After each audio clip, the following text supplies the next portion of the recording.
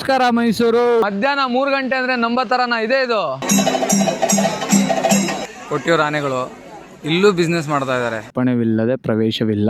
ದಯವಿಟ್ಟು ಮೈಸೂರ್ನ ಆ ತರ ಮಾಡಬೇಡಿ. ಮಲ್ಲಿಕಾರ್ಜುನ್ ಮುತ್ಯ ಅಂತೆ ಮ್ಯೂಸಿಕ್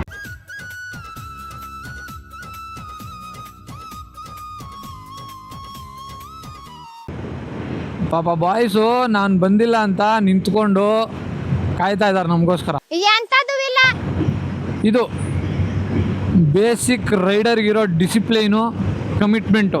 ರಿಯಲಿ ನಮ್ಮ ಹತ್ರ ಅವನಕಿನ ಪವರ್ಫುಲ್ ಗಾಡಿ ಇದೆ ಅಂತ ಹೊಡ್ಕೊಂಡು ಹೋಗೋದಲ್ಲ. ಆದ್ರೂ ವಿಂಡು ಹೆವಿ ಇದೆ. ಏನು ಈ ಪಾಟಿ ಹೊಡಿತಾ ಇದೆಯಲ್ಲ ವಿಂಡು, ಅದು ಬರೀ 75ಗೆ. ಅಂದರೆ ನನಗೆ ಫೀಲ್ ಆಗ್ತಾ ಇಲ್ಲ, ಸೌಂಡ್ ಆ ಥರ ಕೇಳಿಸ್ತಾ ಇದೆ. ಏನಕ್ಕಂತ ಗೊತ್ತಿಲ್ಲ. ಇಲ್ಲೊಂದು ಯಾವುದೋ ಗ್ರೂಪ್ ಹೋಗ್ತಾ ಇದೆ, ರಾಯಲ್ ಎನ್ಫೀಲ್ಡ್ ಗ್ರೂಪ್. ಇದು ನಿಮ್ಗೆ ಯಾಕೆ ಬೇಕದು? ಮಾತಾಡಿದ್ದು ಸಾಕು, ಸ್ವಲ್ಪ ಚಚ್ಕೊಂಡು ಹೋಗೋಣ. ನಾವು ಒಂದು ಕಡೆ ಬ್ರೇಕ್ಫಾಸ್ಟಿಗೆ ನಿಲ್ಲಿಸ್ತೀವಿ, ಅಲ್ಲಿ ಸಿಗ್ತೀನಿ.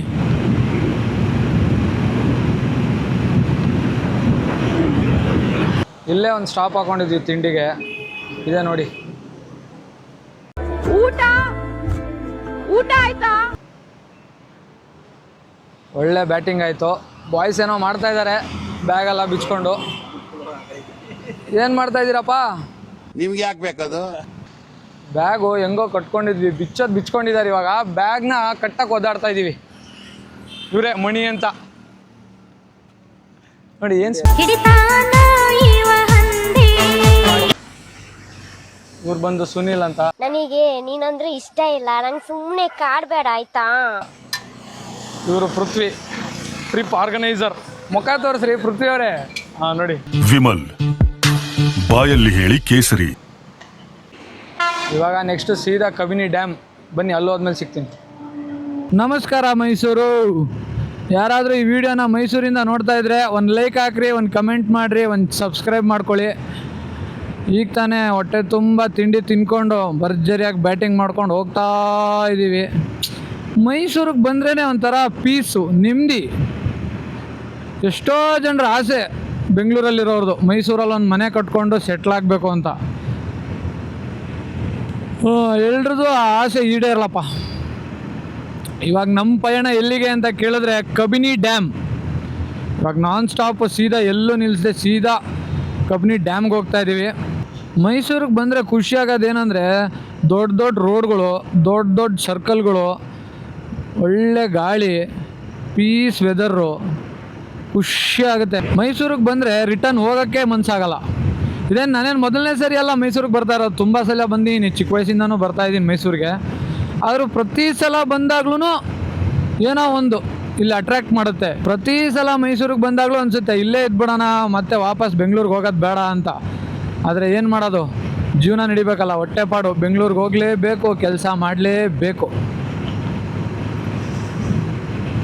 ರೋಡ್ ನೋಡ್ಕೊರು ಏನು ಸಖತ್ತಾಗಿದೆ, ನೆಮ್ಮದಿ, ಪೀಸಾಗಿದೆ ರೋಡ್ ಮಾತ್ರ. ಸೀದಾ ಕಬಿನಿ ಡ್ಯಾಮ್. ಬಾಯ್ಸು ಮುಂದೆ ಓಡಿಸ್ಕೊಂಡು ಹೋದರು ಗಾಡಿನ, ನಾನು ಹೋಗ್ತಾ ಇದ್ದೀನಿ ಅವ್ರ ಹಿಂದೆ. ನಾನು ಮೈಸೂರಿಗೆ ಬಂದರೆ ಮಿಸ್ ಮಾಡದೆ ಮಾಡೋ ಕೆಲಸ ಅಂದರೆ ಅದು ಮೈಲಾರಿ ಮಸಾಲೆ ದೋಸೆ ತಿನ್ನೋದು.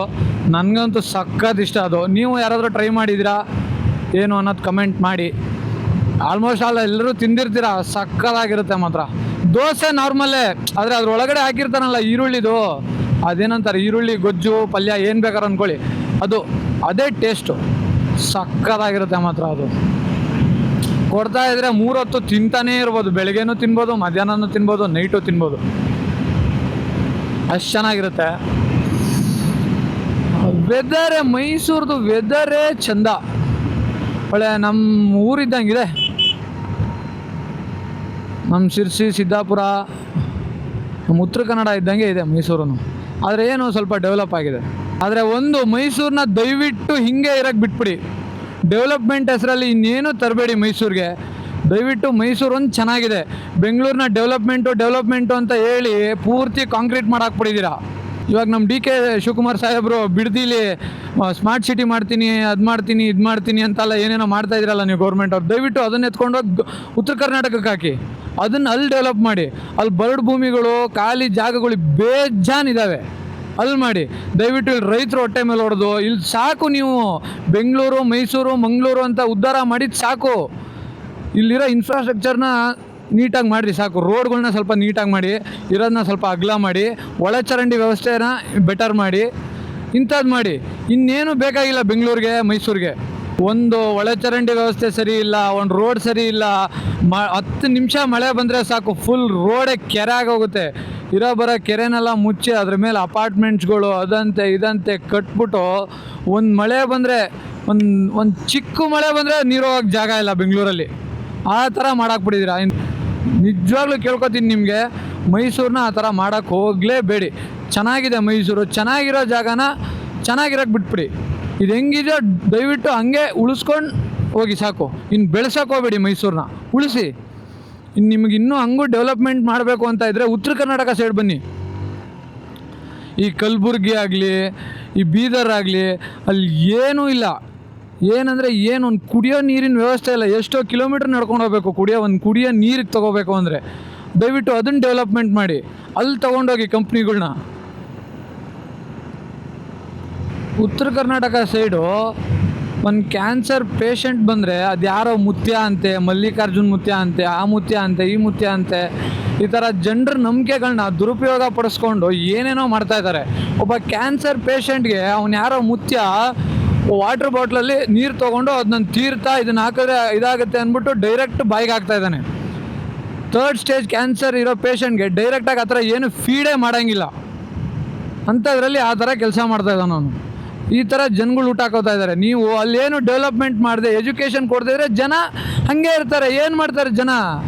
ನಿಜವಾಗ್ಲೂ ಹೇಳ್ತೀನಿ, ನೀವು ಇಲ್ಲಿ ಬಿಡದಿಲಿ ಸ್ಮಾರ್ಟ್ ಸಿಟಿ ಮಾಡಿ ಅದೆಲ್ಲ ಮಾಡೋದಕ್ಕಿಂತ ಉತ್ತರ ಕರ್ನಾಟಕದಲ್ಲಿ ಕುಡಿಯೋ ನೀರಿನ ವ್ಯವಸ್ಥೆ ಮಾಡಿ, ಎಜುಕೇಷನ್ ಕೊಡಿ, ಇರೋ ಹಾಳು ಬಿದ್ದಿರೋ ಗೌರ್ಮೆಂಟ್ ಸ್ಕೂಲ್ನ ರಿನೋವೇಟ್ ಮಾಡಿ ಅದನ್ನು ಚೆನ್ನಾಗಿ ಮಾಡಿಸಿ, ಅದನ್ನು ಮಾಡಿ. ನಿಮ್ಗೆ ಆಮೇಲೆ ಎಲೆಕ್ಷನ್ ಬಂದಾಗ ನೀವು ಯಾವ ಕ್ಯಾಂಪೇನ್ಗೂ ಬರೋದು ಬೇಡ, ಏನೂ ಬರೋದು ಬೇಡ. ಅವ್ರ ಜನರೇ ಖುಷಿಯಿಂದ ಓಟ್ ಹಾಕ್ತಾರೆ. ನಿಮ್ಮನ್ನ ಓಟ್ ಹಾಕಿ ಗೆಲ್ಲಿಸಿ ಮತ್ತೆ ಕರ್ಕೊಂಡ್ಬಂದು ನಿಮ್ಮನ್ನೇ CM ಮಾಡ್ತಾರೆ. ಅರ್ಥ ಮಾಡ್ಕೊಳ್ಳಿ. ಏನಿಲ್ವೋ ಜನರಿಗೆ ಅದನ್ನು ಕೊಡಿ. ವನಸಿರಿ ನಾಡು. ಕಬಿನಿ ಡ್ಯಾಮ್ ನೋಡೋಣ ಅಂತ ಬಂದು ನೋಡಿದ್ರೆ ಎಂಟ್ರಿ ಇಲ್ಲ. ಇಲ್ಲೇ ಹಾಕಿದ್ದಾರೆ ನೋಡಿ, ಅಪ್ಪಣೆವಿಲ್ಲದೆ ಪ್ರವೇಶವಿಲ್ಲ. 30 ಕಿಲೋಮೀಟ್ರ್ ಬಂದ್ವಿ, ನೋಡಿದ್ರೆ ಎಂಟ್ರಿ ಇಲ್ಲ. ನೋಡ್ಕೊಬೇಡಿ, ಇದೇ ಕಬಿನಿ ಡ್ಯಾಮ್ ಹೊರಗಡೆಯಿಂದ ಅಷ್ಟೇ. ಬನ್ನಿ, ಇನ್ನೇನು ಎಂಟ್ರಿ ಇಲ್ಲ, ಎಂಟ್ರಿ ಬಿಡೋದು ಇಲ್ಲ. ಹೋಗೋಣ, ಬರೋಣ.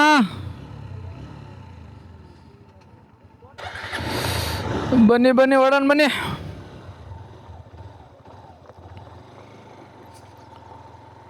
ಡಿಸಪಾಯಿಂಟ್ ಆಗೋಯ್ತು ಗೈಸ್, ಓಪನ್ನೇ ಇಲ್ಲ. ಸಖತ್ ಬೇಜಾರಾಗೋಯ್ತು ಮಾತ್ರ. 30 ಕಿಲೋಮೀಟ್ರ್ ಬಂದ್ವಿ, ಡ್ಯಾಮ್ ಇದೆ, ಡ್ಯಾಮ್ ಬಿಡ್ತಾರೆ ಅಂತ.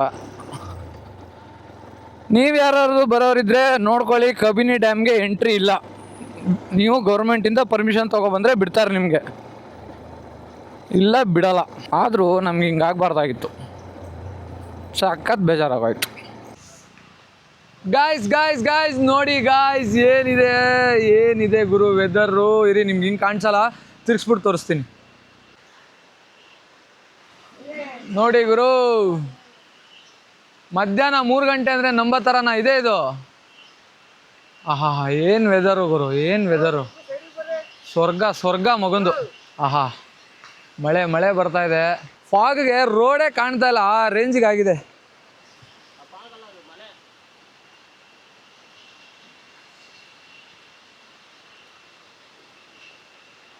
ಇಷ್ಟು ದೂರ ಗಾಡಿ ಓಡಿಸ್ಕೊಂಡು ಇದೆಲ್ಲ ಮಾಡ್ಕೊಂಡು ಬಂದಿದ್ದಕ್ಕೂ ಸಾರ್ಥಕ ಆಗೋಯ್ತು.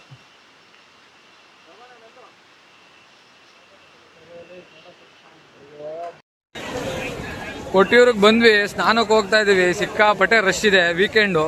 ಆದರೆ ನೀವು ಇನ್ಸ್ಟಾಗ್ರಾಮಲ್ಲಿ ನೋಡಿರೋ ಥರ ಎಲ್ಲ ಏನೂ ಇಲ್ಲ ಇಲ್ಲಿ. ಪರವಾಗಿಲ್ಲ, ಒಂದು ಲೆವೆಲ್ಗೆ ಓಕೆ. ಇವಾಗ ಎಂಟ್ರಿ, ಇವಾಗೆಲ್ಲ ಇಟ್ಬಿಟ್ಟು ಸ್ನಾನ ಮಾಡಿಕೊಂಡು ಒಳಗಡೆ ಹೋಗ್ಬೇಕು ದರ್ಶನಕ್ಕೆ. 7 ಗಂಟೆಗೆ ಉತ್ಸವ ಬರುತ್ತಂತೆ, ಆನೆ ಬರುತ್ತಂತೆ, ನೋಡಬೇಕು. ಬನ್ನಿ, ಎಲ್ಲ ಸ್ನಾನ ಮುಗಿಸ್ಕೊಂಡು ಸಿಗ್ತೀನಿ. ಸ್ನಾನಕ್ಕೆ ಹೋಗ್ತಾ ಇದ್ದೀವಿ ಇವಾಗ. ನೋಡಿ, ಇಲ್ಲಿ ಬಾಯ್ಸ್ ಹೋಗ್ತಾ ಇದ್ದಾರೆ. ಇಲ್ಲಿ ಬಾಯ್ಸ್ ಹೋಗ್ತಾ ಇದ್ದಾರೆ ಸ್ನಾನಕ್ಕೆ. ಸ್ನಾನ ಮಾಡೋ ನೀರು ಎಷ್ಟು ಕ್ಲೀನ್ ಇದೆ ಅಂದರೆ ತೋರಿಸ್ತೀನಿ ಬನ್ನಿ.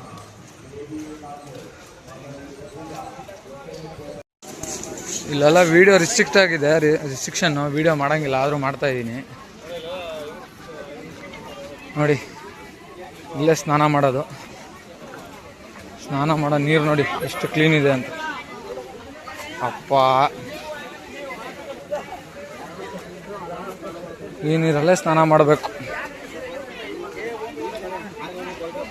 ಇನ್ನೂ ವಿಡಿಯೋ ಮಾಡಿದ್ರೆ ನನಗೆ ಹೊಡೆಯೋ ಪ್ರೋಗ್ರಾಮ್ ಇದೆ, ಆಮೇಲೆ ಸಿಗ್ತೀನಿ ನೋಡಿ. ಹೀಗಿದೆ ಪ್ಲೇಸು. ಎಲ್ಲ ಸ್ನಾನ ಮಾಡಿಕೊಂಡು ಹೋಗ್ತಾ ಇದ್ದಾರೆ. ಇಲ್ಲಿ ನೋಡಿ, ಇಲ್ಲಿ ನಮ್ಮ ಬಾಯ್ಸ್ ಸ್ನಾನ ಮಾಡ್ತಾ ಇದ್ದಾರೆ.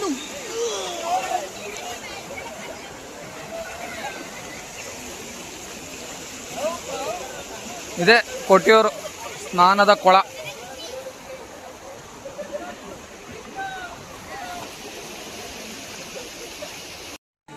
ಸ್ನಾನ ಮಾಡಿಕೊಂಡು ಈ ಲೆವೆಲ್ ರೆಡಿ ಆಗಿದ್ದೀನಿ ನೋಡಿ. ಪಂಚೆ ಗಿಂಚೆ ಎಲ್ಲ ಇವಾಗ ಒಳಗಡೆ ದರ್ಶನಕ್ಕೆ ಹೋಗ್ಬೇಕು. ಇಲ್ಲಿ ಬಾಯ್ಸು ಪಂಚೆ ಕಟ್ಕೋತವ್ರೆ. ಸರ್ ನೀವು ಬಂದ್ಬಿಟ್ರಿ ಸಂಡಸ್ತ್ರ. ನಿಮ್ಮನ್ನ ಸಂಡಸ್ ತೊಳಿತೇವೆ. ಬನ್ನಿ ಒಳಗಡೆ ಹೋಗಿ ದರ್ಶನ ಮಾಡ್ಕೊಂಡು ಸಿಗ್ತೀನಿ ನೋಡಿ. ಇವಾಗ ದರ್ಶನಕ್ಕೆ ಹೋಗ್ತಾ ಇದ್ದೀವಿ. ಇದು ಮೇನ್ ಎಂಟ್ರೆನ್ಸು. ಅಲ್ಲಿಂದ ಹೋದರೆ ಮಿನಿಮಮ್ 6 to 7 hours ಆಗುತ್ತೆ. ಇದು ಅಡ್ಡದಾರಿ, ಆದರೆ ಇಲ್ಲಿ ಸ್ವಲ್ಪ ದೂರದಿಂದ ಕಾಣಿಸುತ್ತೆ ಅಷ್ಟೇ. ಊರು ಹೋದ್ರು ಹೆಂಗೋ ಹೋದ್ರಿ, ಹೆಂಗೆ ಹೋಗೋದು, ಹಿಂಗೆ ಹೋಗೋದು ನಡ್ರಿ. ಅಲ್ಲಿಂದ ಹೋದರೆ ಹತ್ತಿರದಿಂದ ಕಾಣಿಸುತ್ತೆ, ಇಲ್ಲಿ ಈ ಕಡೆಯಿಂದ ಹೋದರೆ ಸ್ವಲ್ಪ ದೂರದಿಂದ ಕಾಣಿಸುತ್ತೆ. ನಮಗೆ ಪರವಾಗಿಲ್ಲ, ಹಿಂಗೆ ನೋಡ್ತೀವಿ. ಆದರೂ ಸಿಕ್ಕಾಪಟ್ಟೆ ರಶ್ ಇದೆ.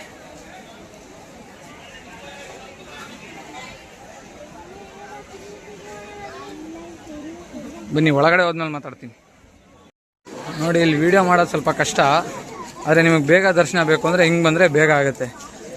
ಇದು ಮೇನ್ ದರ್ಶನದ್ದು. ಇದು ದರ್ಶನನೇ, ಆದರೆ ಸ್ವಲ್ಪ ದೂರದಿಂದ ಆಗುತ್ತೆ.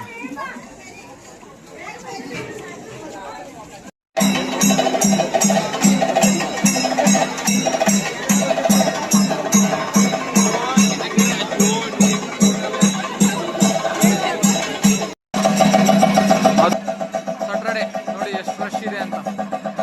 ಇದೇ ಕೊಟ್ಟಿಯೂರು. ಇದು ನೋಡಿ ಲೈನು. ಇದರಿಂದ ನೀವು ಬರ್ತೀರಾ ಅಂದರೆ ಮಿನಿಮಮ್ 7 to 8 hours ಆಗುತ್ತೆ ದರ್ಶನಕ್ಕೆ. ಈ ಕಡೆ ಕೆಳಗಡೆಯಿಂದ ಬಂದರೆ ಬೇಗ ಆಗುತ್ತೆ, ಆದರೆ ನಿಮಗೆ ಅಷ್ಟು ನೀಟಾಗಿ ಕಾಣಿಸಲ್ಲ.